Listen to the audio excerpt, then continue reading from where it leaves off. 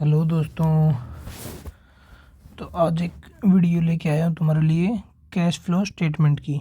ठीक है, ये पहली वीडियो है तो बस थोड़ी सी थियोरेटिकल रहेगी।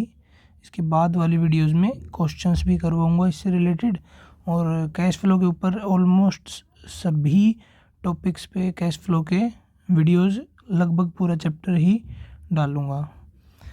तो थोड़ा सा एक बार इसको समझ लो कि कैश फ्लो स्टेटमेंट आखिर होता क्या है।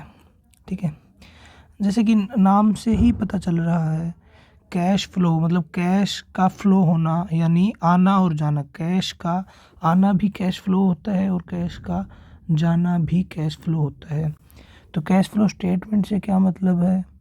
कैश फ्लो स्टेटमेंट से यह मतलब है कि एक ऐसा स्टेटमेंट या ऐसी रिपोर्ट जो हमको ये दिखाए अकाउंट्स में कि कैश कितना आया और कितना गया। ठीक है, अब जनरली अगर किसी ने थोड़ा बहुत भी इसके बारे में पढ़ा होगा तो उसने देखा होगा कि इसमें 3 तरह की एक्टिविटीज़ होती हैं। अब ये एक्टिविटीज़ वैसे तो कुछ नहीं है, बट ये इंडिविजुअल ये बताती हैं कि ऑपरेटिंग एक्टिविटीज़ की वजह से कैश कितना फ़्लो हुआ है, इन्वेस्टिंग एक्टिविटीज़ की वजह से कैश कितना फ़्लो हुआ है, और फाइनेंसिंग एक्टिविटीज़ की वजह से कैश कितना फ़्लो हुआ है। ठीक है, तो एक बार इसकी डेफिनेशन देख लो छोटी सी। Cash flow statement is used to summarise the amount of cash and cash equivalents entering and leaving the company. ठीक है, कैश फ्लो स्टेटमेंट यूज़ किया जाता है अमाउंट ऑफ कैश को समराइज़ करने के लिए, कैश और कैश इक्विवेलेंट्स। तो कैश इक्विवेलेंट्स क्या होता है एक बार देख लो। कैश इक्विवेलेंट्स जो कैश के ही बराबर हो, जो हमारी जेब में कैश रखा हो वो तो कैश है ही, लेकिन जो बैंक में पैसा रखा है वो भी तो कैश ही है। आज के टाइम पे तो कभी भी इंस्टेंट बेसिस पे बैंक से पैसा निकाला जा सकता है, तो वो भी कैश के बराबर ही तो हुआ। ठीक है, फिर जो है मार्केटेबल सिक्योरिटीज़। मार्केटेबल सिक्योरिटीज़ का मतलब है कि जो कैश में आसानी से कन्वर्ट की जा सके, मतलब सेम डे में लगा लो या फिर विद इन 1 डे के 24 घंटे के अंदर अंदर कन्वर्ट करी जा सकती है। सपोज़ करो आपने किसी कंपनी के शेयर खरीद लिए शेयर मार्केट में से, तो आप जब चाहो उनको बेच सकते हो, मतलब हाथों हाथ अपना कैश कन्वर्ट करवा सकते हो। तो ये दो ही मोस्टली रहेंगी, बैंक और मार्केटेबल सिक्योरिटीज़ रहेगा कैश इक्विवेलेंट्स में। ठीक है, उसके बाद यहाँ से आगे थोड़ा पढ़ता हूँ, कैश इक्विवेलेंट्स के बाद में पढ़ता हूँ entering and leaving the company. मतलब एंटरिंग का मतलब पैसा आ रहा है कंपनी में, और लीविंग जो पैसा जा रहा है कंपनी को छोड़ के। ठीक है, ये तो होगी डेफिनेशन। अब आते हैं 3 एक्टिविटीज़ इसकी जिसके थ्रू हम कैश फ्लो बनाते हैं। पहली होगी ऑपरेटिंग एक्टिविटीज़। ऑपरेटिंग एक्टिविटीज़ पे थोड़ा फोकस कर लो तो समझ में आएगा। ऑपरेटिंग एक्टिविटीज़ का मतलब है कि मेन जो ऑपरेशन है कंपनी का, यानी मेन काम क्या करती है कंपनी, उससे जो इनकम होती है। सपोज करो सेल परचेज, सेल से पैसा आएगा, परचेज से जाएगा। ठीक है, मेनली यही जो कैश फ्लो हो रहा है ना ऑपरेशन से, कंपनी के फर्म के मेन ऑपरेशन से जो पैसा आ और जा रहा है उससे बोलते हैं cash flow from operating activity. और बाकी इन्वेस्टिंग एक्टिविटीज़ मतलब कोई फिक्स्ड एसेट खरीद लिया, फिक्स्ड एसेट खरीदा, या फिर कोई इन्वेस्टमेंट खरीदी, जैसे एफडी करवाई बैंक में, उसके ऊपर इंटरेस्ट मिलेगा ना, तो वो हमारी होगी। ये कमाई भी इन्वेस्टमेंट एक्टिविटीज़ की होगी, ये पैसा जो आएगा, और ये जो जा रहा है इन्वेस्टमेंट खरीदी है तो पैसा जा भी तो रहा है, ये वाली दोनों cash flow from investing activities में आ जाएगा। ठीक है, इससे रिलेटेड और भी है, फिर क्वेश्चंस में देखेंगे। बाकी ये बस एक आपको कॉन्सेप्चुअल कराने के लिए समझा रहा हूँ। फाइनेंसिंग एक्टिविटीज़, जब कंपनी इशू करती है क्या, शेयर्स, डिबेंचर्स, या फिर बैंक ओवरड्राफ्ट लेती है कंपनी।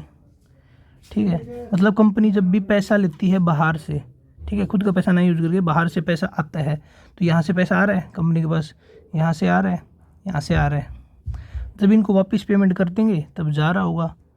तो ये दोनों एक्टिविटीज़, ये एक्टिविटीज़ आना और जाना शेयर से, डिबेंचर से, बैंक ओवरड्राफ्ट से या फिर लोन से, पैसा उठाना बाहर से, फाइनेंस उठाना, वो सारी अमाउंट आ जाएगी फाइनेंसिंग एक्टिविटीज़ में, cash flow from financing activities. Okay, तो एक एग्जांपल है छोटा सा, उसमें आइडेंटिफाई कर लेंगे थोड़ा कि कौन सी ऑपरेटिंग एक्टिविटी और कौन सी फाइनेंसिंग एक्टिविटी। तो एक एग्जांपल है, देख लो एक बार मेरे साथ। Identify the transactions as belonging to operating activities, investing activities, financing activities. में एक बार इनको इरेज कर देता हूँ।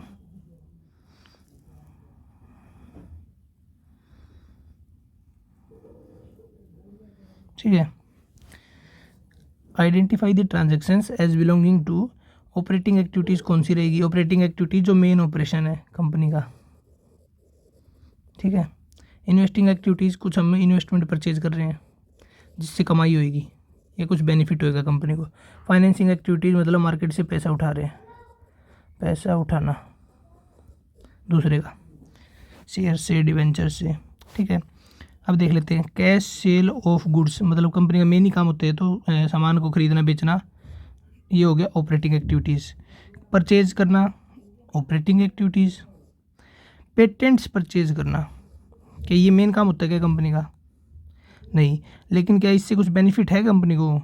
बिल्कुल है, मार्केट में रेपुटेशन बनाए रखनी है तो पेटेंट्स नाम करवाने पड़ते कंपनी को, इसलिए इसको मैं किस में डालूँ? अब ऑपरेटिंग तो ये नहीं है, इन्वेस्टिंग में डालूँ या फाइनेंसिंग में डालूँ?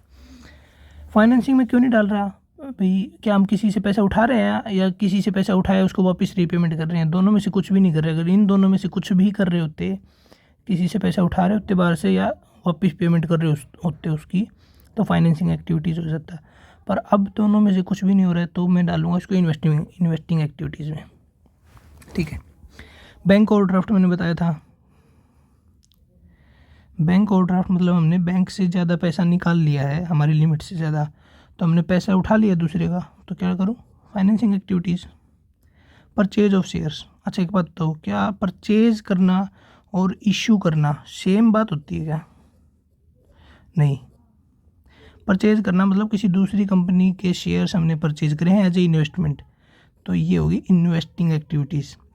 कमीशन रिसीव्ड, ये तो ऑर्डिनरी काम होता है यार, कंपनी का सामान बिकवा दिया, इतना कमीशन मिल गया, इतना कमीशन दे दिया, तो ये operating activities.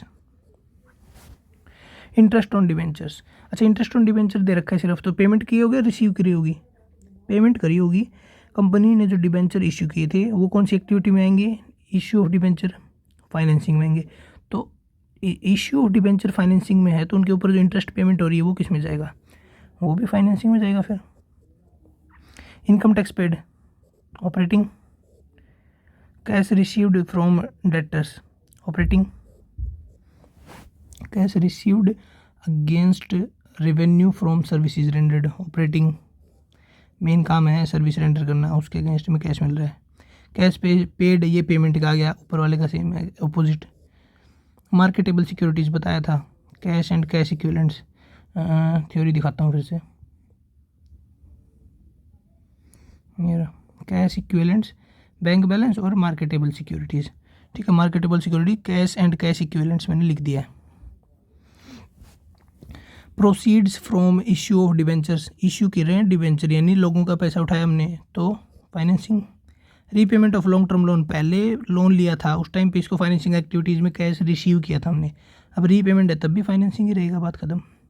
Redemption of debenture, issue करे थे डिबेंचर तब तो पैसा मिला था, अब डिबेंचर्स को पैसा वापस कर रहे तो फाइनेंसिंग। इंटरेस्ट ऑन इन्वेस्टमेंट, कोई इन्वेस्टमेंट खरीदी थी उसके ऊपर पैसा मिल रहा है, इंटरेस्ट का इनकम हो रही है। इन्वेस्टमेंट खरीदी थी तो इन्वेस्टमेंट एक्टिविटी हुई, अब उसके ऊपर इंटरेस्ट मिल रहा है, वो भी इन्वेस्टिंग एक्टिविटीज़ में। Income tax paid on gain of sale of asset, ये है देखो सेल हुई एसेट तो कौन सी एक्टिविटी होगी? आई थिंक इन्वेस्टिंग एक्टिविटीज़ होगी। हमने कोई इन्वेस्टमेंट खरीदी थी उसको बेचा तो इनकम टैक्स पे किया है, उस पर जो फ़ायदा हुआ उस पर हमने, तो वो भी इन्वेस्टिंग में चला जाएगा, बस बात ख़त्म। Cash paid to creditors operating activities. Creditor से सामान खरीदा था, उनको पेमेंट करे, तो ऑपरेटिंग एक्टिविटीज़। तो ये बेसिक से एग्जांपल है। बाकी नेक्स्ट वीडियो जो डालूंगा उसमें डाल दूंगा मैं क्वेश्चन छोटे छोटे, जो ऑपरेटिंग एक्टिविटीज़ की कैलकुलेशन होगी, इन्वेस्टिंग एक्टिविटीज़ की कैलकुलेशन होगी, फाइनेंसिंग एक्टिविटीज़ की कैलकुलेशन होगी। ओके दोस्तों, चलो थैंक यू।